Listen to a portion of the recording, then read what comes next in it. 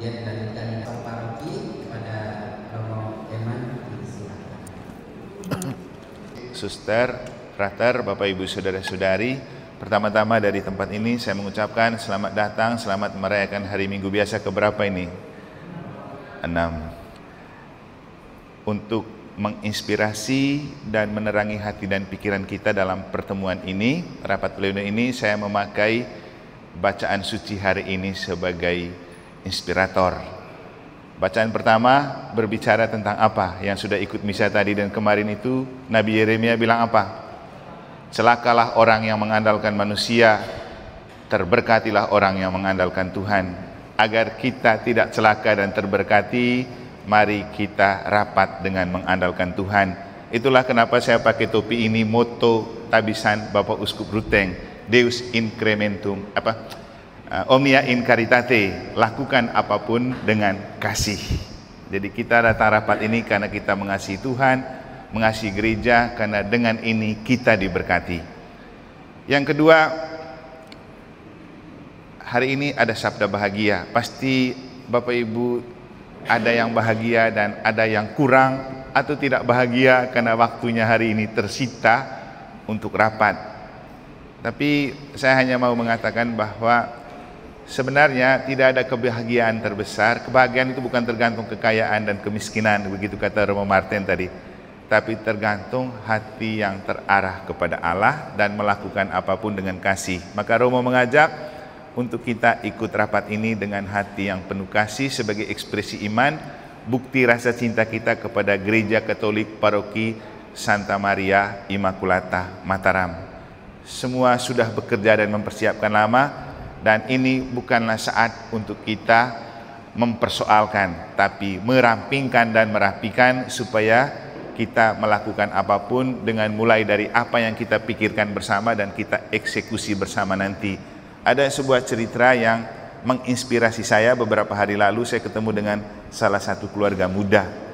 Lalu kita ngobrol tentang hidup beriman dan menggereja. Ada kata-kata begini dari beliau, Romo, saya mengarahkan anak saya untuk kalau ada waktu ke gereja, layani di sana, jadi mesdinar, jadi lektor, karena dengan cara itu saya membangun militansi iman dalam diri anak.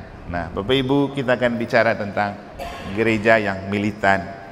Tidak ada militansi tanpa pemberian diri, dan pemberian diri kita adalah cara untuk menunjukkan kita memang militan jadi orang Katolik, militan menjadi umat paroki Santa Maria Immaculata Mataram. Orang bilang Allah bisa karena biasa. Kita pun pasti bisa kalau terbiasa duduk bersama dulu, baru mengeksekusi bersama. Maka dari tempat ini sekali lagi saya mengucapkan terima kasih untuk kita semua, para ketua bidang, para ketua lingkungan, para ketua kelompok kategori, semua stakeholder yang tidak dapat saya sebutkan satu persatu, fungsionaris pastoral di paroki kita. Semoga pertemuan ini menjadi berkat untuk kita dan membuat kita juga bahagia sebagai bagian terpenting dari upaya membangun kerajaan Allah di gereja lokal Keuskupan Denpasar melalui karya pastoral kita di paroki ini. Selamat bertemu, selamat membahas, semoga Tuhan memberkati. Doa Bunda Maria pelindung kita selalu menyertai. Sekian dan terima kasih. Terima kasih Romo Eman atas episode paroki. Terima kasih atas pengarahan dan pemahaman yang kita.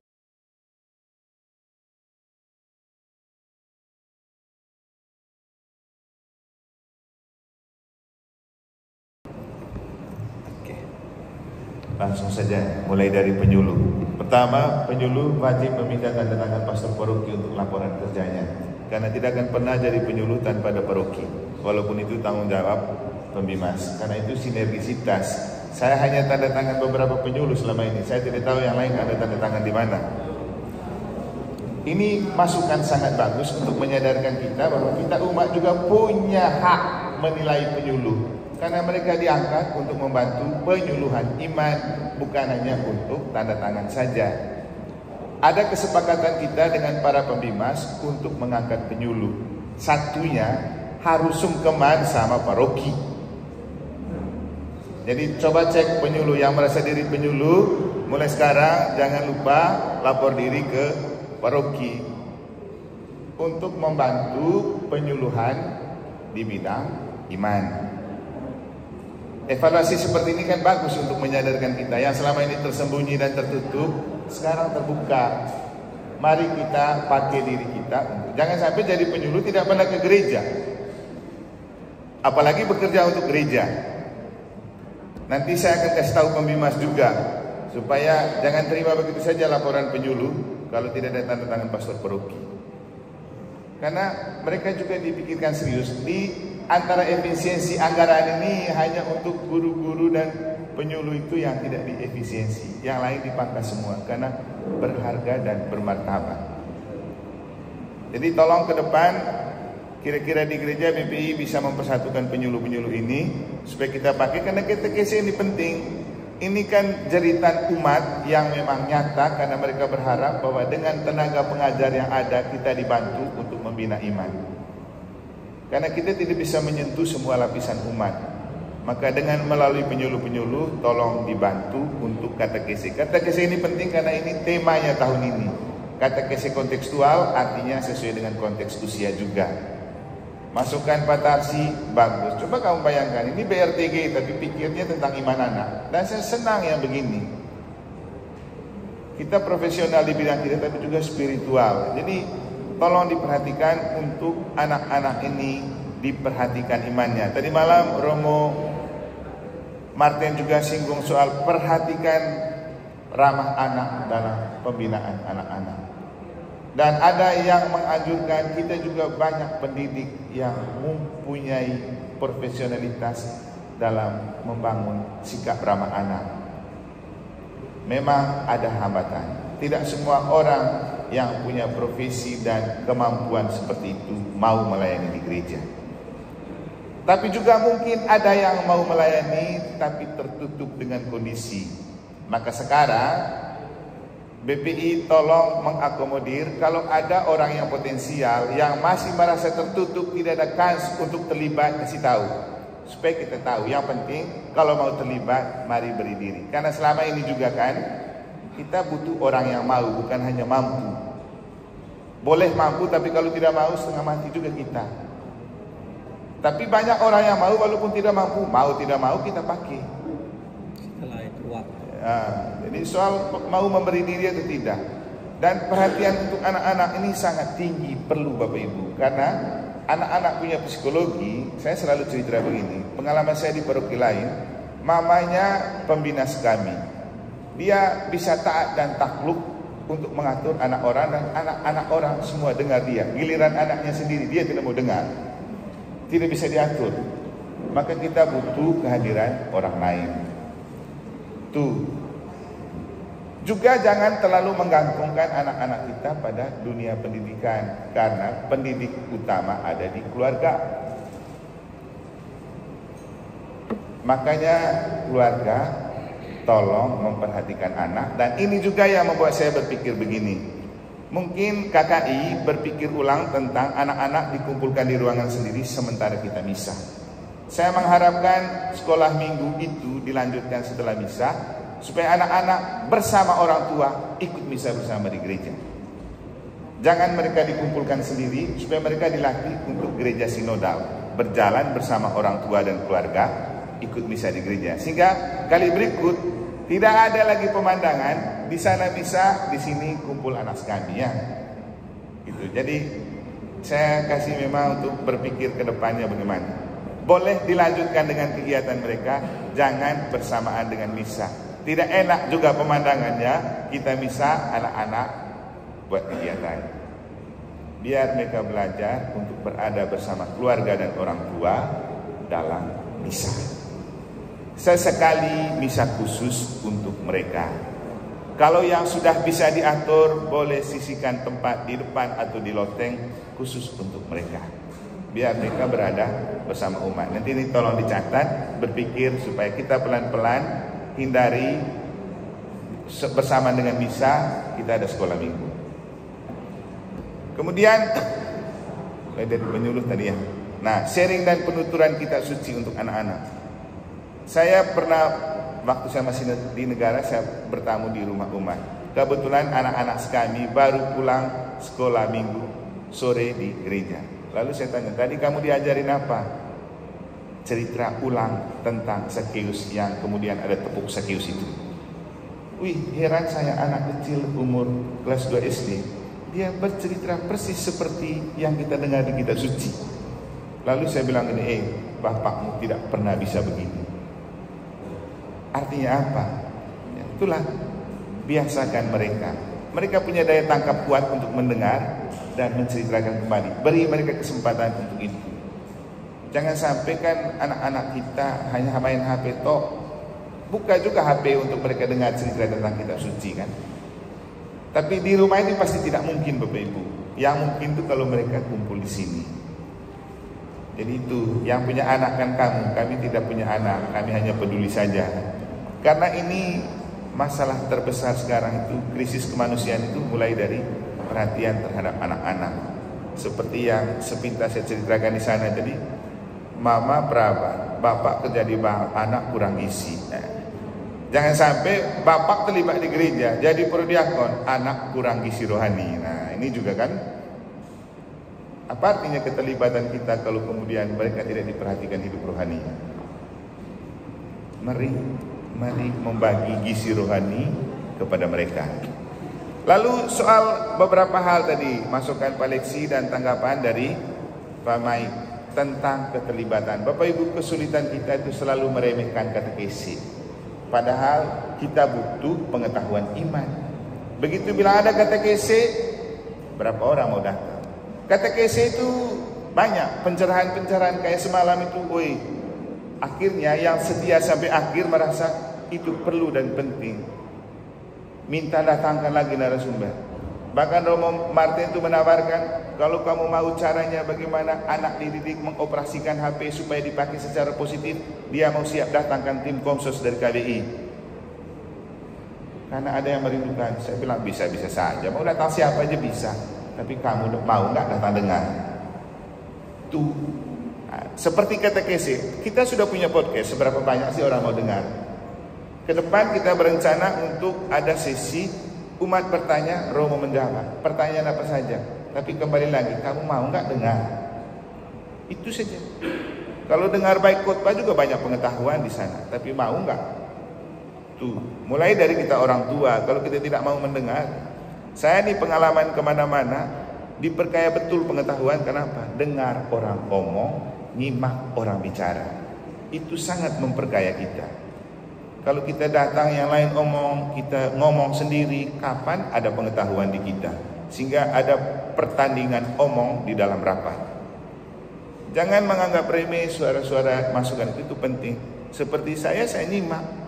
Saya tidak tahu banyak tentang Paroki Mataram, tapi saya dengar banyak tentang apa yang orang ungkapkan. Lalu saya baru tahu ternyata begini. Macam yang disampaikan Pak Tarsi, yang disampaikan Pak Leksi, itu kan hal-hal yang tersembunyi di balik kerumunan dan keramaian kita. Tapi siapa yang mau peduli untuk mendengar? Kalau tidak mendengar, kita tidak akan pernah berpikir untuk solusinya apa.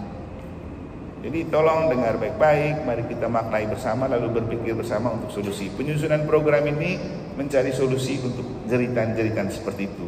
Dan ini bukan hanya tanggung jawab saya sama Romo Cece, tanggung jawab kita semua. Gereja itu kita hanya membantu memfasilitasi saja. Lalu di bagian awal tadi itu ada istilah kerasulan kitab suci, kerasulan apa lagi? Kenapa harus dimulai dengan kata kerasulan? Rasul itu artinya apapun yang kita lakukan dalam pelayanan kita, mulai dari para rasul itu kalau di gereja ada di mana dia? Di altar itu kan? Di altar itu ada rasul. Saya kasih tahu Pak Maik, tolong kasih tahu dekor. Kalau dekor altar jangan menutupi pemandangan para rasul yang buat perjamuan malam terakhir di altar. Karena itu yang kita kenangkan. Artinya apa? Seluruh karya kita bawa altar ke pasar. Maka pelayanan kita di DPP harus bermula dan berpusat pada misa. Kenapa kemudian saya bilang, kita kalau rapat atau kalau mau buat sesuatu, mari misa dulu, baru kita berbuat. Supaya ada roh yang bekerja di dalamnya. Nanti kan habis misa, marilah pergi kita diutus mewartakan kerajaan Allah untuk melakukan kehendak Allah. Misa dulu. Jadi DPP, jadi fungsionaris pastoral, jadi pengurus lingkungan KBG jangan sampai tidak pernah ikut misa harian atau datang hari Minggu saja, terlambat lagi. Nah. Atau datang duduk di belakang, coba dekat-dekat altar sedikit, no? Itulah kita yang dimaksudkan dengan tokoh umat, figur umat. Jangan kita lagi yang mengajarkan orang, lagi misa kita keluar bolak-balik sana sini, mungkin pergi beli makanan di samping, lagi rokok lagi, labelnya pengurus gereja. Nah, mau bagaimana ini kita punya anak-anak diajarkan? Tuh, jadi merasul itu merayakan Ekaristi dulu baru kita berkarya. Kami di pastoran, saya sudah mulai galakan lagi untuk kita doa lebih banyak baru bekerja, supaya bekerja sebagai pancaran iman. Jadi kita mulai dengan ibadah siang hari Senin dan Kamis. Berapa saja yang ada, doa saja. Karena kalau doa berzikir itu sudah mewakili seluruh umat Katolik di seluruh dunia. Paus pun doa yang sama di jam yang sama di sana. Itu Tatib, Ibu Tatib. Baik sekali kerinduan Ibu Tatib ini untuk tanggap bencana. Oke. Karena kebetulan mereka ada di bawah koordinasi BPI, makanya tadi muncul di sini. Tapi mereka adalah tenaga yang siap membantu kalau nanti program ini dialihkan ke BSE atau bank. Jadi itu namanya sinergisitas. Dan memang itu yang kita butuhkan. Kerjasama lintas seksi dan komisi. Nah, itu mungkin beberapa hal yang bisa saya tambahkan. Ini kan belum final. Jadi setelah ini para ketua bidang dengan seksi dengan beberapa arahan penyampaian dan masukan tadi bisa menata ulang untuk apa yang terbaik kita lakukan bersama. Mungkin ini saja tambahan dari saya. Terima kasih. Oke, Bapak Ibu Saudara-saudari, mulai dari yang terakhir dari masukan Romo CC untuk bagian BPU. Pertama, gariskan baik-baik dan simpan di hati kata-kata ini. Apapun bentuk kegiatan paroki gereja ini harus sepengetahuan pastor paroki. Saya langsung kasih contoh. PMKRI melaksanakan misa pelindung. Pernah kasih tahu pastor paroki? Satu. Sekolah di Cakra, masukkan teritorinya Mataram ya, bukan Ampenan. Apakah pernah kasih tahu pastor paroki? Benar ada romonya, tapi apapun aktivitas gereja ini harus kasih tahu pastor paroki. Itulah fungsi teritori. Kami tidak akan mau layani semua, tapi kami harus tahu. Yang jadi masalahnya nanti ketika ada umat yang ketika misa di Cakra yang datang pastor Ampenan, pastor Mataram tetap ada di sini. Coba kamu pikir. Ada kepala sekolah ya. Karena beberapa kali terjadi, Romo Cece ada di sini, misa di sekolah sana, panggil dari Ampenan, terus pastor di sini itu apa?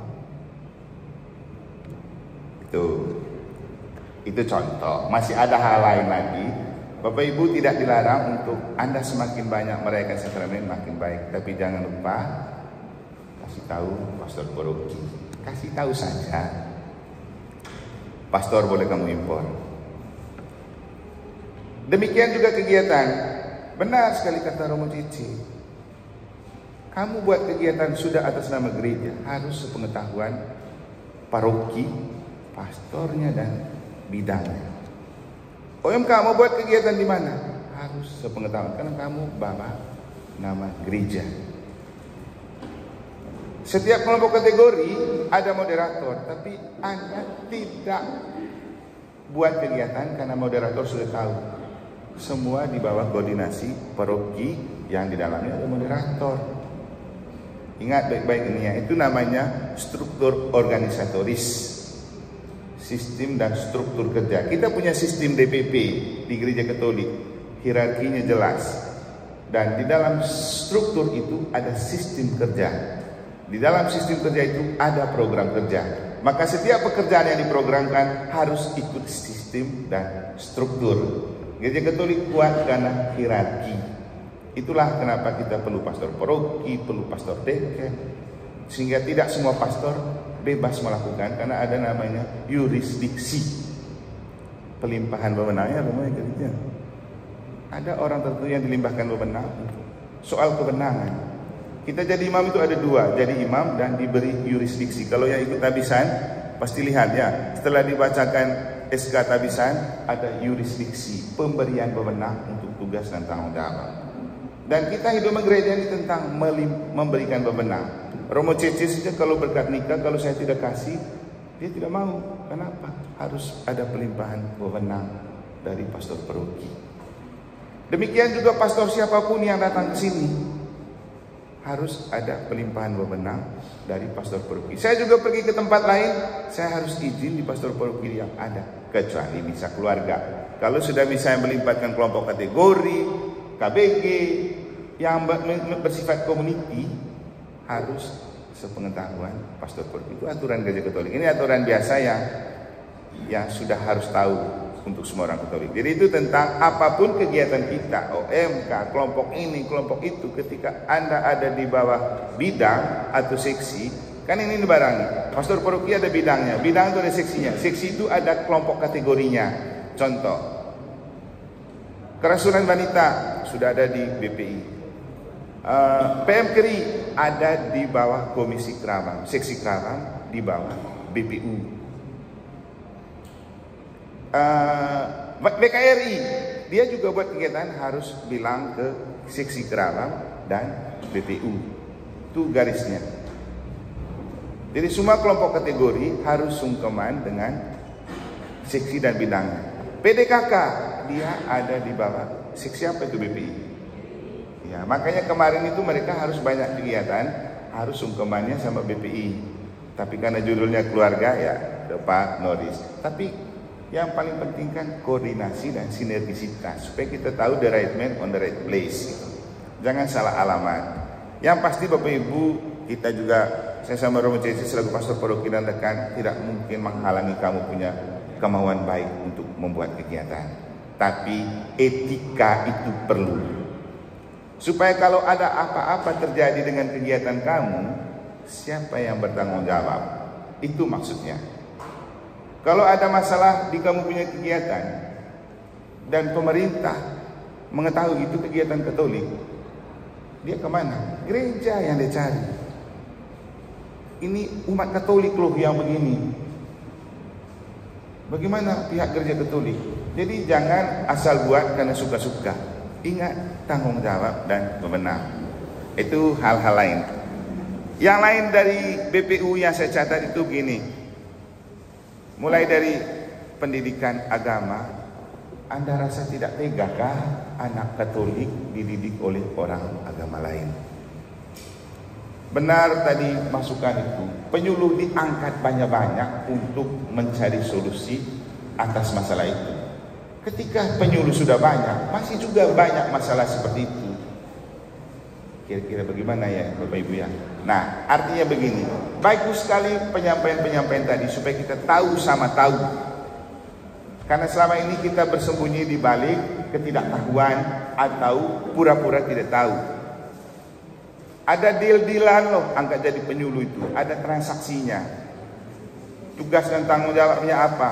Bukan setelah diangkat diam-diam, harus ada kepedulian. Maka masukan dari Bapak tadi itu bagus sekali. Masa kau jadi penyuluh di KBG tidak aktif, di lingkungan tidak aktif, penyuluh agama Katolik? Apa yang kau mau ajarkan? Coba rasa-rasa diri sedikit. Digaji sama pemerintah lagi. Saya dengar-dengar gaji penyuluh ini mau dinaikkan terus karena berharga. Ingat juga istilah BIMAS ini, bimbingan masyarakat. Anda sebagai masyarakat punya hak untuk memberikan penilaian kepada guru itu dalam arti melapor ke kita supaya kita kasih tahu pembimas. Untuk apa kita kasih gaji bodoh-bodoh orang kayak gini? Sudah dikasih gaji dia tidak bertanggung jawab, kan merugikan negara. Itu juga korupsi namanya, makan uang negara tapi tidak bertanggung jawab. Tapi kita tidak tahu hal-hal seperti itu terjadi kalau tidak ada yang memberitahukan dan menginformasikan. Maka forum seperti ini perlu supaya kita tahu sama tahu, biar tidak ada yang bersembunyi di balik titel gitu. Sekarang kan terbuka untuk kita, dan kita di KBG dan lingkungan sudah tahu lah siapa yang jadi penyuluh di situ. Kalaupun sekarang dia tidak ada, pulang kasih tahu kan bahwa di rapat sudah pernah diomongkan loh, pakai apa 4 mata aja dulu. Itu kasih tahu, tolong ingat lagi tugas dan tanggung jawabmu, dan kamu harus lapor diri di pastor paroki. Sama Romo Cete kan belum tahu juga siapa-siapa orangnya. Karena hanya saya selama ini hanya dua saja yang saya sering tanda tangan untuk penyuluh ini, Pak Mikel sama Bapak Yosef. Yang lain tidak tahu penyuluh di mana mereka. Mungkin karena itu maksudnya, supaya bisa menyembunyikan diri untuk tidak dipantau mengajar atau tidak. Tidak perlu dibahas ya, hanya untuk ingat diri saja. Kemudian beasiswa. Terima kasih kepada Bapak Profesor, memang banyak anak-anak kita yang dibantu. Mungkin juga ini belum terlalu populer, tapi ini sekarang kita sudah dengar ada kans untuk beasiswa. Jadi tolong para ketua lingkungan atau ketua BG ada yang merasa tidak mampu bisa berhubungan dengan PSE untuk kita. Kalau ada peluang masih di kampusnya Bapak Prof kan bisa. Supaya kamu nanti tidak bilang gini, pilih kasih itu beasiswa. Karena umat kita kadang begitu, tidak tahu informasi, hanya tahu bilang pilih kasih. Tolong sampaikan hal-hal ini sampai ke umat supaya tidak ada kesan pilih kasih. Semua bisa merasakan. Hanya memang ada namanya Pak, survei dulu toh. Dan sampai kita minta beasiswa tapi gaya hidup isi togel terus kan tidak enak juga. Terus Kerawang bersinergi dengan pemerintahan partai. Ini penting Bapak Ibu. Saya selama tugas di negara dan Dompu justru kegiatan pastoral banyak dibantu oleh pemerintah. Ini provinsi loh, kansnya banyak sekali. Untung kita Peruk ini mandiri kuat, tapi kita juga harus pernah mengambil bagian dalam kue pembangunan. Karena itu Bapak Ibu kalau lihat, paling besar bayar pajak untuk negara itu orang Katolik. Karena banyak pengusaha besar, banyak usaha besar. Dan itulah dana-dana yang hibah, reses, apa segala macam. Masa kita tidak kebagian? Kita beri banyak, dapat sedikit, orang lain dapat banyak. Kenapa? Kita tidak melek politik.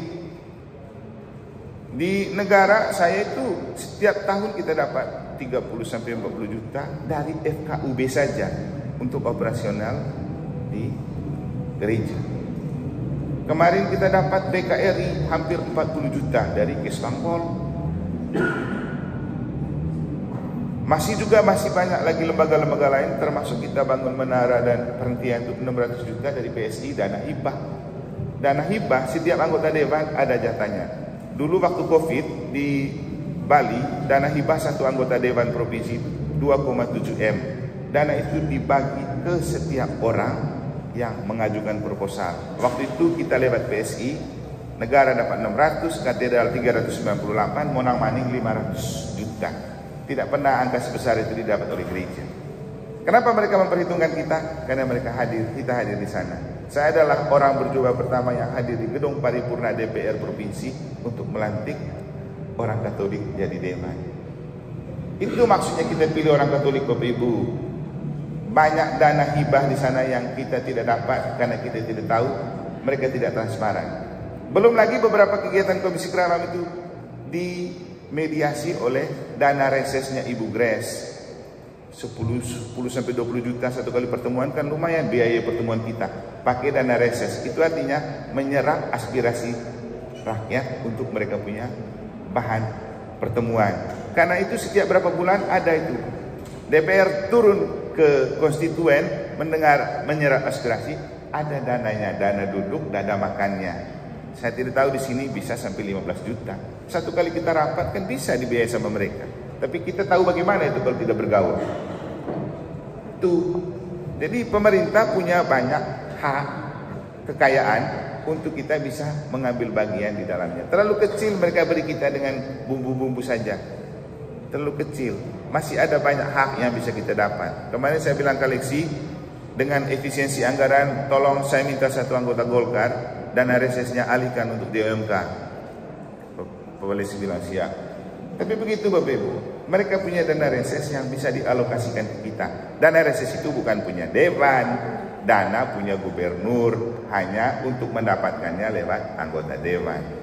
Jadi kalau satu anggota dewan misalnya di Mataram dapat dana hibah 1 tahun 3M, berarti ada 50 anggota dewan, berarti 50 kali 3M, ada berapa M itu yang harus dihibahkan? Kita dapat berapa? M-an jadi Romeman jadinya. Jadi itu hal-hal yang kita tidak tahu, tapi sebenarnya perlu kita tahu supaya kita dapatkan. Itu bagian Kerawang. Kenapa pentingnya Kerawang ini? saya sudah menikmati banyak. Waktu di Dompu setiap kali ada JOMK di Palasari, kami di Palasari, Bupati kasih kita 25 juta, 30 juta. Karena di daerah selalu ada budget target untuk kegiatan-kegiatan keagamaan. Tuh, kita banyak orang hebat di sini. Tapi kalau belum membuat kita mengambil bagian dalam kue pembangunan, kita tidak hebat juga. Kemudian narkoba, ini penting. Ini hasil dari KKPPMP menemukan bahwa sudah ada bahaya narkoba di NTB. Dan itu adalah harus menjadi perhatian kita bersama. Bukan tidak mungkin ada anak-anak kita yang terjebak di dalamnya tapi tersembunyi. Makanya hati-hati kalau anak-anak terlalu terus menyendiri. Tolong dipantau. Itu ciri-ciri orang narkoba. Kalau suka menyendiri tidak mau bergabung. Jangan menutup-nutupin sebelum ada masalah yang lebih besar. Tapi ingat pesan Romo Cece, kita jangan jadi kakak yang main salah masuk tadi itu. Tapi soal salah masuk juga ini berat juga ini. Susah kita masuk dalam masalah orang karena pasti orang tidak mau dipermasalahkan. Tapi kita hanya prihatin kalau ada yang bermasalah. Seperti kata Romo Martin tadi malam, kita pasti tidak tega berbicara masalah orang. Kita kasih tahu kepada pihak yang berwajib untuk mengatasi masalah, bukan mempermasalahkan. Ini penting Bapak Ibu. Kalau motivasi kita untuk memperbaiki masalah, tidak berdosa. Yang jadi masalah, kita tahu orang masalah, kita tambah permasalahkan, itu berdosanya. Itu doyan kita. Kita tahu orang masalah dan kita terus permasalahkan, bukan mencari solusi. Itu kan penyakit kita orang Katolik kan, suka kalau bicara orang punya masalah, bukan kasih solusi. Makanya orang takut bicara masalahnya, nanti dijadikan viral dan gosip. Tapi sesi keluarga nanti bicara lagi ke dalamnya, pendekatan untuk keluarga-keluarga seperti harapan Romo Cece. Romo Cece pasti tahu sih caranya, itu cara masuk supaya tidak masuk salah. Lalu masukan dari itu tadi tentang kunjungan ke orang muda, boleh-boleh saja asal diatur. Lingkungan dan KBG atur. Kapan kamu mau anak muda dipertemukan, kami ke sana. Maksudnya begini, daripada kami pergi-pergi sampai sana orang tidak ada dan orang tidak peduli, kan rugi juga kita pergi toh. Itu masalahnya. Kalau memang ada KBG lingkungan, kami mau kumpul orang muda, Romo datang sudah. Boleh. Sangat boleh. Itu yang diharapkan. Sekaligus memenuhi harapan Pak Geri. Benar sekali. Nanti Nando dan kawan-kawan pikirkan lagi.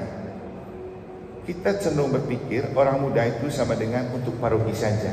Padahal di paroki itu harus merupakan puncak dari keterlibatan kita di KBG lingkungan. Coba cek sekarang, berapa orang muda datang doa rosario? Berapa orang muda datang sharing kita suci di lingkungan dan KBG? Berapa orang muda yang ikut nyanyi di KBG dan lingkungan? Coba cek. Dan saya tegaskan sekarang, para ketua lingkungan, wajibkan mereka ikut di KBG dan lingkungan. Kalau tidak terlibat di sana, boleh dipangkas untuk mereka tidak perlu terlibat di paroki juga. Kita harus sepakat Bapak Ibu. Supaya jangan tunggu di paroki saja baru mereka muncul, KBG dan lingkungan tidak muncul. Jadi kita boleh berpikir sekarang. Kita buat aturan. Kau boleh jadi OMK yang terlibat di paroki kalau kau sudah mulai terlibat dari lingkungan dan KBG. Kalau tidak begitu, tidak akan pernah mereka mau terlibat. Semua kan dari oleh dan untuk kita. Itu anak-anak kita kok kita bisa atur. Itu biar tidak hanya omong doang. Mulai sekarang buat aturan. Orang muda yang terlibat di paroki adalah orang muda yang terikat dengan KBG dan lingkungan. Jangan tunggu di paroki baru ada di KBG dan lingkungan, kalau tidak pernah muncul. Kemudian juga kita gebiar itu oke. Kita mengerti psikologi orang muda, tapi kita jauh lebih senang kalau kamu sudah solid ke dalam, baru kamu solid dari keluar. Jangan sampai untuk keluar kamu solid, ke dalam kamu berantakan. Jangan sampai kesannya pergi main futsal lebih kompak daripada datang kor. Dan memang faktanya begitu kan. Kalau pergi main futsal, saya pernah ikut 1 kali, banyak betul anak-anak. Giliran mereka ke OMK di sini paling ada Nando, ada Karol, beberapa itu. Nah, pertanyaannya, siapa yang bertanggung jawab untuk mereka ini bisa aktif? Tentu bukan komisi sesi kepemudaan, bukan pengurus OMK. Yang punya anak itu kita, orang tua, Mari kita mulai ajak mereka dari KBG lingkungan untuk terlibat di paroki. Jadi kalau saya sih sama Romo Cece, semua baik dan mengharapkan kita ini gereja sinodal bersekutu, berpartisipasi mulai dari KBG lingkungan paroki. Jangan pangkas langsung ke paroki, tapi di lingkungan dan KBG tidak ada. Jadi para ketua lingkungan, para ketua KBG bisa mulai sekarang buat aturan begitu. OMK juga harus paham bahwa OMK yang terlibat dan aktif harus muncul dari keaktifan di KBG dan lingkungan. Itu aja caranya. Ini anjuran dari saya. Eksekusi ada di Anda masing-masing. Kemudian ya, ini mungkin dulu untuk sementara beberapa hal dari masukan kita. Kan ini sudah gabung antara evaluasi dan penyusunan program. Jadi makin banyak kita bercerita dan menyampaikan pengalaman, makin bagus kita untuk menyusun program yang perlu untuk menjawab supaya kita itu tidak jatuh dalam masalah-masalah yang sama terus. Jadi semoga kali berikut tidak ada lagi anak Katolik masih menerima pelajaran dari guru agama lain karena kita sudah penyuluh banyak. Itu tidak ada lagi keluhan OMK hanya terlibat di paroki, di lingkungan dan KBG. Tidak, kita semua atur mulai dari KBG dan lingkungan. Dan kamu semua juga adalah tangan kanan Romo yang memang perlu membantu itu. Jangan bilang Romo tidak turun. Kalau kamu aktif turun, itu juga perpanjangan tangan Romo. Para ketua bidang, para DPP, kalau kamu mendampingi ngobrol sama mereka, itu juga bagian dari tugas dan tanggung jawab kita bersama. Kalau kami sempat, kami akan pergi. Tapi harapannya gini, kami mau pergi, yang penting ada orang. Jangan sampai kita pergi, orang tidak ada. Dan kita pergi, mau nggak mereka singkirkan HP-nya, lalu kita ngobrol. Jangan sampai kita datang, sudah duduk sama-sama, masing-masing urus game dan HP. Kan tidak ada guna juga kan. Dan ini terakhir, saya dengar pesan dari beberapa umat. Gereja Katolik, umatnya kurang punya rasa respect kepada tokoh. Coba lihat orang Hindu, coba lihat orang Muslim, lihat pedanda lebar, bagaimana respeknya. Kita mungkin karena rasa terlalu dekat, itu juga efeknya. Respek pada orang yang lebih tua juga tidak ada. Coba lihat anak-anak kita, pernah menganggap bahwa ini dewan paroki loh, perlakuannya mesti lebih sopan, ini orang lebih tua loh. Nggak ada kan? Ini tantangan juga untuk kita. Jadi membuat seorang itu tampak sebagai tokoh. Mungkin waktu di dalam tidak masalah. Ketika kita keluar, maaf saja, maaf. Beberapa kali saya dengan frater, kalau datang orang dari luar yang tidak seagama dengan kita ke sini, entah polisi, entah orang dari TVRI, mereka punya sopan santun yang ngeri sekali. Coba umat sendiri, wah, jangankan diperlakukan sopan, mungkin sudah diomongin. Respect. Ini kan hanya masalah etika saja. Jadi itu beberapa hal yang bisa saya sampaikan, sekaligus mencerminkan ini kan BPU, bidang pendidikan umat. Ingat, bidang pendidikan umat. Kita semua punya tanggung jawab mendidik umat untuk menjadi orang Katolik yang benar, untuk hidup bergereja yang benar. Mendidik. Nanti bagian bina imannya BPI, bidang pembinaan iman. Jadi beda membina iman dan mendidik umat. Membina iman hal-hal liturgi, mendidik umat tingkah laku umat seperti tadi itu nanti baknya bidang aksi kemasyarakatan. Bagaimana iman itu diaksikan dalam kenyataan hidup lewat hidup berkeluarga. Jadi setelah dibina imannya, dididik hidup menggerejanya, baru dia beraksi. Supaya tidak seperti tadi, aksi keluarga biar, giliran beriman tidak ada gitu. Itu maksudnya. Jadi dalam gereja itu sudah jelas, iman dibina, umat dididik, bermasyarakat itu aksi dengan iman yang tangguh dan militan, dengan pengetahuan yang kita dapat dari pendidikan. Maka katekese memang perlu Bapak Ibu. Jangan anggap remeh. Kita beraksi dari apa yang kita tahu tentang iman kita. Setelah dididik menjadi orang Katolik, itu baru kita militan dan bersaksi. Kalau tidak ada pengetahuan juga apa yang kita omong. Seperti tadi beberapa keluhan, anak-anak kita tidak tahu Kita orang tua juga tidak tahu. Ditanya sedikit tentang iman kita sudah mulai bingung. Karena tidak ada pengetahuan. Banyak orang yang ajak orang lain masuk Katolik, nikah Katolik. Diajak berdoa, yang ajak malah tidak tahu doa lagi. Nah, bagaimana ini? Tuh, karena tidak punya pengetahuan. Jadi katekesi itu penting untuk mendidik kita beriman dengan pengetahuan. Doa, devosi dan lain-lain itu penting supaya pengetahuan yang kita dapat tentang iman diaplikasikan dalam hidup rohani. Setelah kita punya hidup rohani dalam iman, punya pengetahuan, berani bersaksi. Bapak Ibu, pengalaman saya tidak pernah takut berbicara di depan pejabat sehebat apapun. Kenapa? Saya tahu ajaran Katolik itu apa. Saya pergi dengan kekuatan iman. Sehingga begitu saya pergi, mereka selalu senang saya omong. Maaf, bukan menyombongkan diri. Di Jembrana, setiap kali rapat dengan bupati, tokoh agama, mereka selalu cari, Romo di mana? Mereka rindu untuk saya datang karena punya wawasan, punya hati, dan itu betul seorang tokoh agama. Jarang mereka temukan. Jadi kita juga orang Katolik ini harus punya hati dalam iman, punya pengetahuan di kepala, supaya kalau kita ketemu orang apapun, orang persoalkan agama kita tahu jawabannya. Itulah yang dimaksudkan dengan militan iman. Jadi tolong kalau ada kata kese, datang, dengar, nyimak, supaya kita beriman dengan pengetahuan. Teman-teman PMP kan Thomas Aquino dia punya pelindung toh. Yang terkenal dari dia itu apa? Beriman dengan akal budi, berakal budi dengan terang iman. Jangan sampai teman-teman PMKRI adu argumen dan debat oke, tapi giliran berdoa tidak bisa. Itu maksudnya toh. Ini yang saya kasih contoh. Kita yang lain juga perlu begitu. Jadi ini bagian pendidikan umat, dan dengan saya menyampaikan ini dari Romo Cece juga bagian dari cara sebelum kita mendidik umat, mari kita mendidik diri kita sendiri dulu di fungsionaris pastoral. Biar kita berpastoral dengan pengetahuan yang benar tentang iman Katolik dan Gereja Katolik. Sekian dan terima kasih. Ini terakhir ya, sudah pas jam 2 juga. Oke, beberapa masukan tadi kan eksekusinya ada di saya.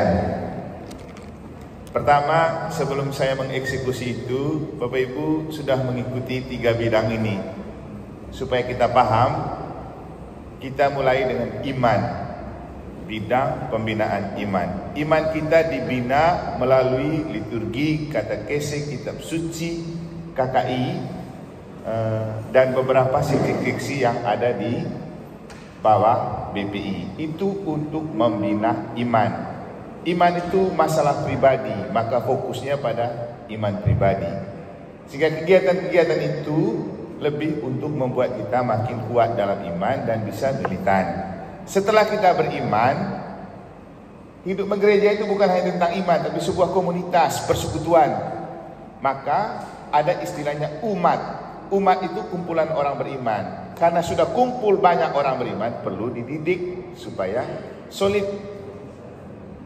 Dididik dengan beberapa seksi yang ada di pendidikan, kerawam dan segala macam itu. Jadi dididik supaya iman umat itu berpendidikan, sehingga dia hidup bergereja juga atas dasar iman, atas dasar pengetahuan. Setelah dia punya iman kuat, pengetahuannya cukup, baru dia pergi diutus bersaksi. Supaya dia punya modal. Nah, di bagian bab ini kita melakukan aksi berdasarkan iman yang kita punya dan pengetahuan yang kita miliki. Sehingga di bagian aksi ini lebih banyak perbuatan dari iman atau perwujudan dari iman dan harus berpengetahuan. Jadi itulah proses bidang-bidang yang ada yang kemudian kita sampai ke aksi. Aksi ini karena sesuai dengan kondisi, kita tambah lagi dengan BRTG. Nanti akan disampaikan. Disitulah kita akan memasukkan hal-hal yang berhubungan hidup bersama kita, tapi tidak ada di pedoman pastoral, karena itu bagian pelayanan yang lain. Nah, sekarang kita ke bab ini, ada beberapa masukan yang perlu kita cermati dan perlu kita putuskan. Pertama, tim kesehatan silakan segera dibentuk karena ini penting. Satu, untuk persekutuan para medis di paroki ini. Yang kedua, ini kan gereja sinodal kan persekutuan dulu pertama. Yang kedua, untuk para medis itu juga berpartisipasi dalam menjaga kesehatan umat di gereja. Dan misi mereka adalah menyelamatkan kesehatan umat. Jangan sampai kita punya banyak dokter, giliran kita sakit di gereja terbengkelai, malu juga kan. Itu maksudnya. Jadi segera dibentuk. Seperti kata Romo Cece, kalau di Sumbawa itu jelas ada tim kesehatan namanya. Kalau memang di BAK sudah banyak dan BRTG bisa mengakomodir itu, jadi BRTG saya sudah informasi tadi dari memang bagian rumah tangga saya, rumah tangga gereja. Kumpulkan mereka semua dan siapa yang akan jadi koordinator, biarkan mereka berkumpul dulu. Intinya biar tim medis bersekutu, biar antara para dokter juga mereka saling kenal, dengan perawat mereka kenal, dan sampai mereka kerja di rumah sakit yang sama, mereka tidak tahu mereka sesama Katolik, kan itu maksudnya. Bisa juga. Kemudian di Sumbawa masuk PRTG. Di Sumbawa masuk PRTG, kita ikut saja kebiasaan Romo Cece. Lalu kursi roda itu nanti akan menjadi salah satu dari kebutuhan mereka. Biarkan mereka bentuk dulu apa saja yang mereka butuhkan, kita adakan. Siapa tahu banyak juga orang tua kita yang sudah meninggal pernah punya kursi roda bawa ke gereja saja kan. Dulu saya di negara begitu. Jadi ajak mereka ke gereja. Kami dulu dapat bantuan dari Bimas Pusat untuk orang-orang cacat di gereja. Jadi budgetnya 50 juta 1 tahun sebelum saya ke sini. Ada channel kita ke sana. Jadi untuk membangun tempat khusus jalur invaliditas, orang-orang cacat, kamar mandi khusus dan kursi roda. Itu kita ajukan ke pemerintah itu. Kita kan pergi kecil, Mataram bukan besar. Tapi kalau ada kan seperti itu, silakan cari tahu. Pasti saja ada. Kemudian saya rasa bukan hanya kursi roda yang mereka butuhkan nanti, tensi lah, apalah segala macam. Yang penting mereka kumpul dulu. Baru mereka yang tahu apa kebutuhan mereka. Kita kan bukan orang medis. Kemudian apapun tim kerja yang dibentuk, segeralah dicatat baik-baik. Nanti Pak Mike dan teman-teman, nanti suatu saat kita ada pelantikan tim kerja dari setiap seksi, biar mereka rasa diberkati dan diakui sebagai fungsionaris pastoral yang memang kita butuhkan. Tapi sebelum mereka dilantik, kita rekoleksi dulu ya, biar dikasih pencerahan dan pemahaman supaya mereka tahu apa yang mereka lakukan. Kemudian mungkin sama pengurus KBG yang belum ya, KBG belum dilantik toh, pengurus KBG belum, boleh nanti sekalian. Lalu untuk Komsos memang baik kalau setiap kegiatan KBG dan lingkungan itu diliput sebagai dokumentasi sekaligus katekesi kontekstual. Mungkin itu juga baik untuk memancing orang terlibat. Dan caranya ya kita perlu belajar juga dari yang lain. Dulu waktu saya di negara ada seksi Komsos dan dia bentuk di setiap lingkungan ada tim Komsosnya. Sehingga setiap ada kegiatan lingkungan dia tinggal foto-foto, tag saja ke medsosnya punya paroki. Gitu aja. Jadi kegiatan terpantau dan terlihat. Biar kita juga yang tidak sempat pergi kan tahu, oh ada kegiatan di KBG ini, ada kegiatan. Sekaligus bukan hanya kita, masyarakat juga melihat gereja Katolik ternyata punya gaya hidup seperti ini. Karena di medsos sudah open untuk semua orang. Maka dengan itu orang makin mengenal gereja Katolik. Sehingga besok-besok mereka tidak mempertanyakan, mempersoalkan lagi, kenapa ada doa di rumah ini, ada doa di rumah itu. Karena itulah cara hidup orang Katolik. Itu. Tinggal kita dengan pengetahuan menjelaskan, oh kami di gereja ada namanya persekutuan terkecil itu KBG. Supaya juga kita tidak disamakan dengan teman-teman Protestan misalnya kalau mereka buat doa. Itu maksudnya Bapak Ibu. Banyak sekali maknanya. Dan karena itu anjuran dari Pak Riki sangat bagus. Perlu tim Komsos membentuk tim Komsos di lingkungan dan ajak mereka untuk ikut pelatihan bersama. Para ketua lingkungan tolong merespon ini. Di setiap lingkungan ada generasi milenialnya. Daripada mereka hanya main game dan buat yang lain terus HP-nya kan, sesekali pakai untuk mewarnakan. Itu mungkin beberapa tambahan untuk Pak. Nanti kalau ada yang lupa Bapak Ibu, kita masih ada waktu. Kan belum rampung juga ini. Semua program ini akan dirampung kembali bersama Ketua Bidang dan Dewan Keuangan untuk melihat budgetnya. Kita boleh merencanakan kata Pak Nuris tadi, tapi kita lihat nanti dari Dewan Keuangan kekuatan keuangan kita sampai di berapa, mana yang perlu dan mana yang tidak perlu. Tapi paling penting begini, lebih baik karya pastoral berjalan kita terlibat daripada kita terlalu banyak simpan saldo dan investasi kan. Makin tahun umat makin kaya dan mampu kok. Yang penting mau buat sesuatu kita laksanakan, gerejanya hidup, kegiatannya banyak. Karena gereja sinodal itu artinya makin banyak orang aktif dan terlibat, itu baru gereja yang hidup. Kalau dari kami pastor paroki dan rekannya, Romo JC juga selalu mendukung. Yang penting kamu buat baik untuk iman, bagus untuk hidup menggereja, silakan ajukan proposal dengan sistem dan koordinasi kerja yang sudah ada. Jadi kelompok kategori silakan ke seksinya, dari seksi ke bidang ke kami para Romo. Apapun kegiatannya. Karena uang itu adalah uangmu yang kamu beri waktu kolektif. Kita punya hak untuk mendapatkan. Makanya kemarin juga saya bilang ke Pak Leksi, sekolah negeri, anak-anak buat misa, buat rekoleksi, buat kegiatan, ajukan ke paroki. Toh mereka datang gereja, mereka kolektif. Kolektif itulah yang kita pakai. Jadi yang kita pakai untuk karya pastoral itu adalah uang kita sendiri, hanya dipersembahkan dulu kepada Tuhan, nanti kita pakai sendiri lagi.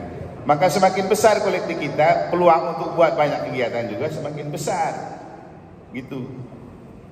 Kita bersyukur selain kolektif juga ada beberapa donatur yang selalu peduli untuk mendukung kegiatan kita. Sehingga dari segi finansial kita sebenarnya tidak ada masalah. Yang jadi masalah itu ketika selalu kita mempermasalahkan diri, itu yang jadi masalah. Coba lakukan saja, baik dan berguna.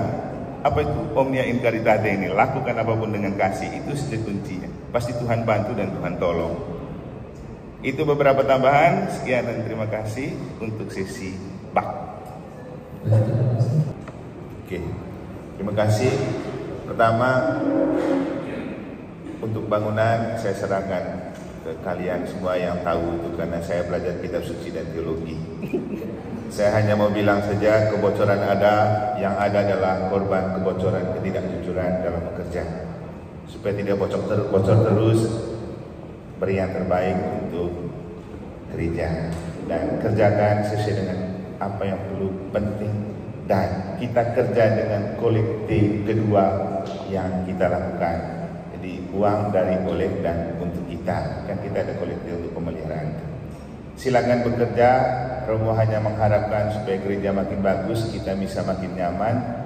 Soal bagaimana profesionalnya, pasti Pak Tarsi dan teman-teman lebih profesional untuk hal pembangunan fisik. Kita juga mau beri masukan, juga kadang kita omong lebih besar dan lebih banyak daripada faktanya. Saya sendiri memang tidak spesialisasi di situ, jadi saya hanya memberikan kepercayaan penuh untuk segera lakukan yang terbaik. Kalau sudah mulai bekerja, kita baru bisa lemparkan ke umat bahwa kita ada renovasi atap gereja. Kalau yang mau sumbang, silakan sumbang. Sambil kita berharap pada kolektif kedua yang ada. Atau juga nanti kalau sudah oke deal anggarannya, di live streaming pun bisa kita cantumkan bahwa kita ada renovasi atap gereja yang bocor. Komsos bisa atur. Kemudian soal istilah, ya memang ini unggulan ini. Kalau tidak diunggulkan, itu tidak diperhatikan. Sedangkan yang lain-lain itu perawatan itu rutin. Kalau yang renovasi ini unggulan. Nomor 1 dan pertama, lebih cepat, lebih baik. Ya, ini juga korban dari perubahan iklim dari KKBPMP tadi. Sekarang dia sudah cerah-cerah. Kita pikir hujannya sudah habis, besok dikebas lagi, bocor lagi. Tapi paling penting, silakan Pak Tarsi dan kawan-kawan, saya sudah lihat mereka kerja keras, kerja berat, datangkan orang, lihat. Kita ini hanya dengar waktu rapat, tapi saya lihat mereka datang hampir setiap saat. Saya sih rasa bagaimana ya, mereka loyal dan total bekerja untuk gereja. Tidak mungkin juga kita paksa, karena mereka juga punya pekerjaan sendiri dan pekerjaan yang harus dipertanggungjawabkan. Jadi dari Romo, lakukanlah dalam kasih. Silakan melanjutkan, lebih cepat, lebih baik untuk gereja kita, aman, nyaman, dan tidak menciptakan risiko terburuk. Risiko buruk sudah ada, yang terburuk itu seandainya pas bocor, kena kabel, ada orang di dalam, lalu korslet dan mati di gereja. Wah, ini yang berat ini. Tuh. Kemudian untuk rukun kematian, setelah mengalami beberapa kali pembuatan peti, sangat tidak elok dan tidak enak. Ruangannya paling depan, tempat pertama tamu datang, tiba-tiba diterima dengan pembuatan peti. Kasihan gereja yang begini indah, elok, besar, hanya diterima dengan lagi pembuatan peti, belum lagi pagi-pagi dia sudah kriu kriu kayak bengkel lagi jarinya di gereja. Nah, makanya saya bilang mereka cari yang terbaik. Itu ruangan untuk stok peti. Pembuatannya boleh cari tempat gereja yang jauh dari sini kalau memang mau pakai buat lebih irit. Tapi kalau kita menyumbang ampenan dengan cara membeli punya mereka juga kan berbagi juga kan. Tinggal sekarang yang perlu dipikirkan, karena harga barang naik, biaya kematian juga naik, iuran itu perlu juga, jangan gitu terus. Berapa sekarang? 3.000, tega sekali. Kita parkir 2 kali sehari sudah 4.000. Untuk mati, kita dimatikan dengan baik. Masa hanya 3.000 satu bulan gitu ya? Cobalah ke 4.000 sedikit, karena biaya untuk peti dan lain-lain itu. Kemudian tadi ada rencana untuk freezer gitu ya. Mungkin keluarga yang berduka kalau memang merasa perlu pakai freezer, dia saja yang mengurusin. Tidak perlu kita siapkan yang gitu-gituan. Nanti seolah-olah kita di gereja yang terobsesi untuk urus traumati. Kan banyak juga penyediaan itu. Yang merasa mampu bisa biaya sendiri, karena lumayan juga harganya dan ininya. Perawatannya nanti yang jadi masalah. Belinya mungkin gampang, setelah itu siapa yang rawat? Selalu kita kandas di situ, karena kalau beli elektronik mahal, maka perawatannya juga harus mahal. Coba bayangkan yang Komsos punya dari itu laporan itu, mahal-mahal itu, memang elektronik mahal, sensitif, lebih sensitif dari perempuan. Dan untuk itu juga tolong para ketua lingkungan dan yang latikor perhatikan, jangan memang pegang dan ganggu itu mic, itu sudah mahal-mahal, dia disettingkan di komputerisasi situ. Jadi kalau ada dirgen atau latikor perhatikan, kalau tangan sudah mulai begini tarik, tidak apa-apa, daripada rusak alatnya. Itu. Ini perhatian kita bersama dari, oleh, dan untuk kita. Intinya barang yang ada di gereja adalah aset kita semua. Mari kita menjaga bersama-sama. Jangan pikir ini punya Romo, ini punya pengurus, ini punya seksi. Punya kita semua. Kita semua bertanggung jawab untuk menjaga dan merawat. Termasuk lihat sampah berkeliaran, kita semua bertanggung jawab untuk pilih. Saya itu kalau dihitung, setiap hari saya berapa kali pilih sampah itu. Kalau sudah ada yang kumpul di situ, pasti setelah itu saya cari sudah ada. Itu bagus. Iya, bungkusan ininya, bunga itu bagus. Lebih baik saya pilih sampah itu daripada pilih sampah dosa kan. Tapi untuk kita begini, mari kita menjaga dan merawat supaya lingkungan gereja ini menjadi tempat yang nyaman untuk kita semua menikmati kenyamanan dalam beribadat, misa, dan menjaga citra gereja kita. Sekarang ini banyak sekali tamu yang datang. Tadi ada dari Malaysia lagi katanya, sayangkan kalau kita gereja besar segini, kalau orang datang lihat kotor, lihat ada yang tidak beres, lihat bocor di mana-mana, malu juga kita. Siapa lagi kalau bukan kita, kapan lagi kalau bukan sekarang. Ajar anak-anak untuk tertib dan untuk menjaga keamanan, kenyamanan, ketertiban di gereja. Itu saja mungkin dari saya. Terima kasih untuk Pak Tarsi. Silakan melanjutkan kerja dengan doa untuk bekerja. Sekian dan terima kasih. Ada beberapa catatan yang saya catat dari lingkungan. Pertama, terima kasih untuk para ketua lingkungan yang telah berpikir dan bekerja untuk kemajuan gereja melalui lingkungan-lingkungan. Kedua, kita harus tetap berjalan dalam bingkai gereja sinodal, persekutuan, partisipasi, misi. Maka dengan ini diharapkan persekutuan komunitas dalam lingkungan makin kuat.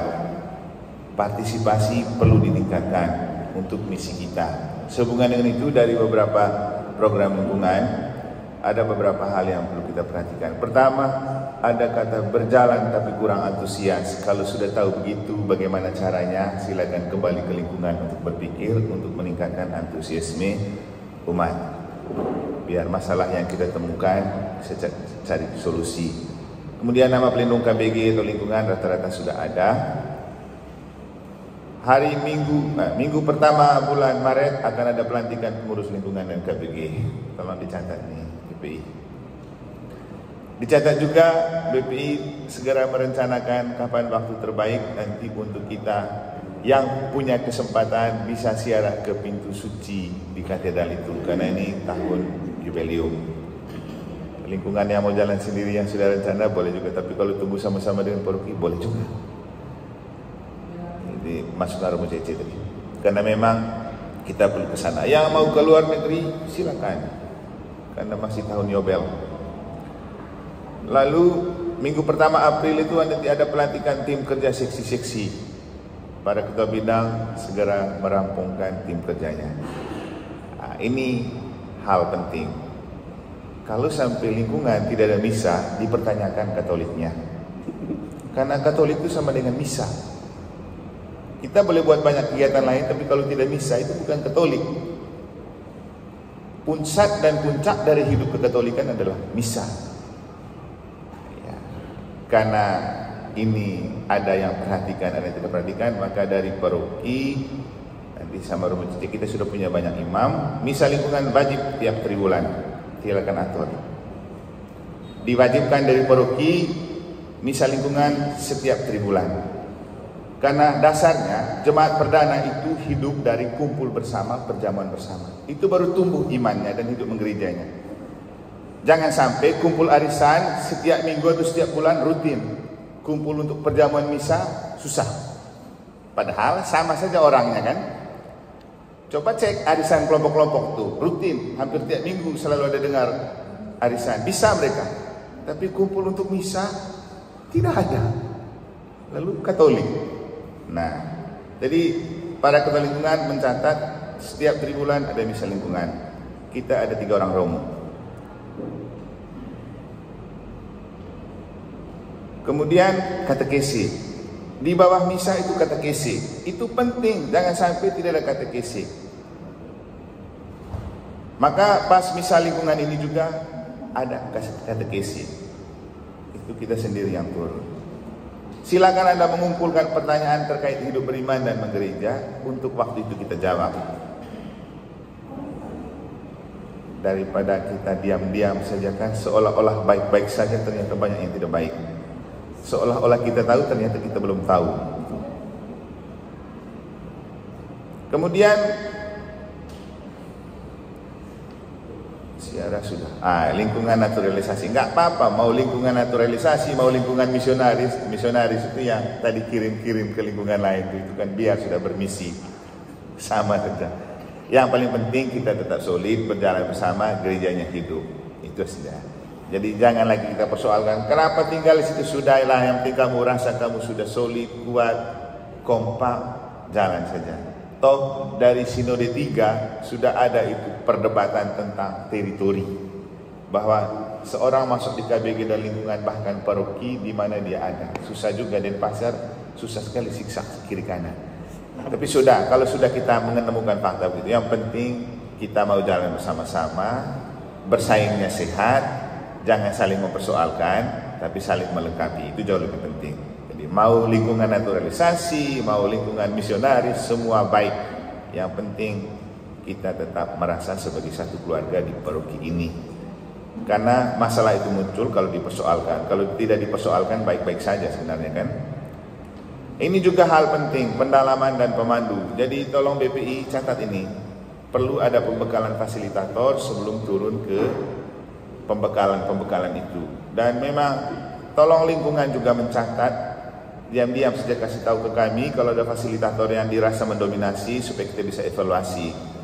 Lagi-lagi begini sih, ini susah juga kita karena masih baik orang mau jadi fasilitator daripada tidak kan. Tapi kita akan berusaha supaya paham fasilitator itu hanya memfasilitasi. Itu seperti moderator di rapat begini dia, bukan pengajar. Di pengajar itu katekis. Kalau yang bersifat sharing dan pendalaman itu membantu mengarahkan supaya semua bisa berjalan. Tapi dicatat nanti perlu ada pembekalan para fasilitator. Kemudian masalah keterlibatan, ini masalah umum yang selalu ada, susah orang terlibat. Nanti minta tolong, kan kemarin sudah ada hasil dari litbangnya. Kalau hasilnya positif sih, banyak orang yang terlibat, tapi faktanya sedikit juga yang terlibatnya. Tapi kembali ke bagaimana di lingkungan disepakati supaya sebanyak mungkin orang terlibat. Termasuk tadi yang saya singgung di BPU, orang-orang muda itu, juga anak-anak. Jadi semua harus bermula dari KBG dan lingkungan. Jadi Bisa jadi para ketua lingkungan juga kan omong sama para, nanti kita omong di apa nih, Paleksi nanti omong lagi di Komisi Kepemudaan supaya anak-anak yang terlibat di paroki harus terlibat di KBG dan lingkungan. Kalau hanya Pak muncul di puncak saja, itu tidak melalui proses. Kemudian ini dekor. Sekarang mulai dengan dekor untuk misa di gereja wajib dari gereja. Tidak ada lagi orang dari luar datang karena terlalu merepotkan dan merusak suasana. Kalau kau mau bergaya dengan EO silakan di tempat resepsi, bukan di gereja. Ya, supaya dekornya juga liturgis gitu. Karena juga mereka kerja juga makan banyak arus itu. Siapnya berjam-jam, listrik harus nyala terus. Kadang-kadang mereka buka AC, bukan menguntungkan kita, bangkrut lagi kita kalau perhitungan ekonomisnya. Tapi kita lebih pada pertimbangan liturgis, bahwa dekor di gereja mau nikah ke apa namanya itu harus ikut liturgi gereja karena ini di kandang gereja. Di luar silakan. Mau dekor di luar gereja juga boleh, tapi jangan di dalam gereja buat aneh-aneh. Kemudian yang terakhir. Nah, kemarin saya pernah minta apakah kalau ulang tahun gereja itu dilimpahkan ke lingkungan. Setelah menerima banyak masukan, maka dari tempat ini saya memutuskan bahwa untuk jadi ketua di ulang tahun gereja kita akan berikan kepercayaan kepada 3 ketua bidang ini untuk mengatur.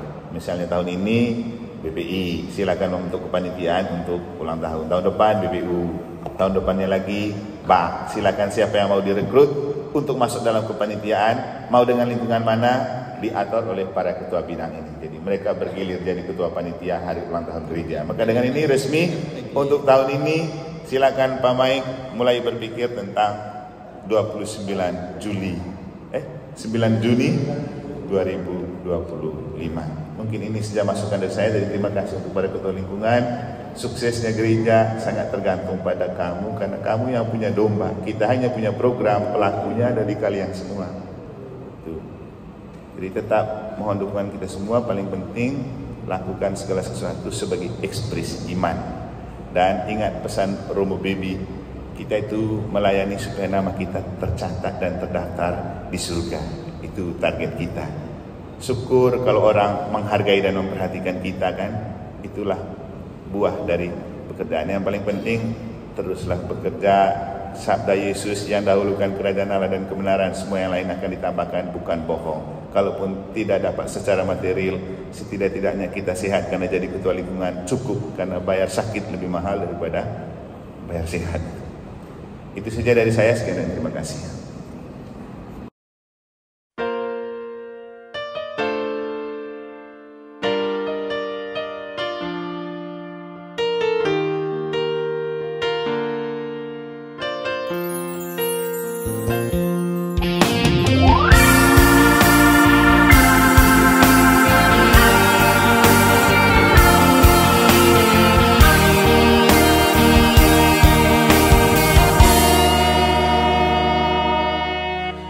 Dalam dunia yang sedang terkapar,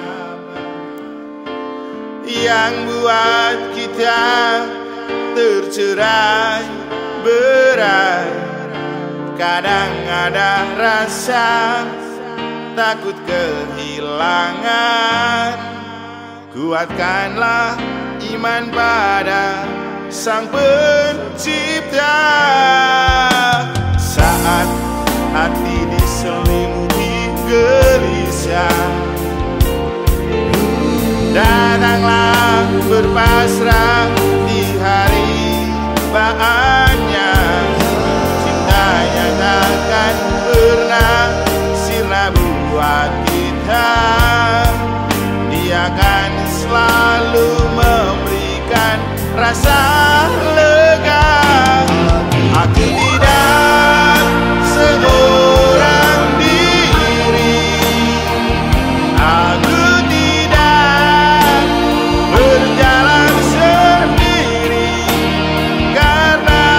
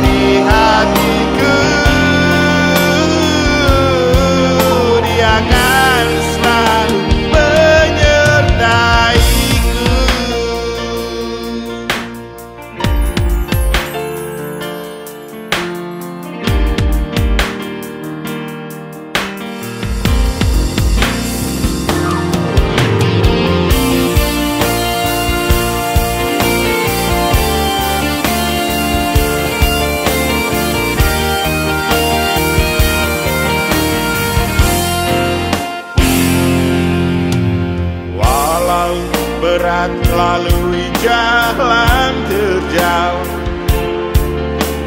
Kita perlu tetap setia padanya, walau ada rasa lelah pantang menyerah. Dia takkan biarkan kita berjuang sendiri. Aku tidak seorang diri, aku tidak berjalan sendiri, karena Bapa. Hari ini ada sabda bahagia. Pasti Bapak Ibu ada yang bahagia dan ada yang kurang atau tidak bahagia karena waktunya hari ini tersita untuk rapat. Tapi saya mau mengatakan bahwa sebenarnya tidak ada kebahagiaan yang besar. Bahkan kita tentang kekayaan dan kemiskinan kita dalam partai dari tapi tergantung hati yang berharap kepada Allah dan melakukan apapun yang kasih. Kalau membaca dari bidang BPI sendiri, program unggulan kami mengadopsi program yang diprogramkan oleh BPI Pusat Pastoral Keuskupan Denpasar yang biasakan mereka.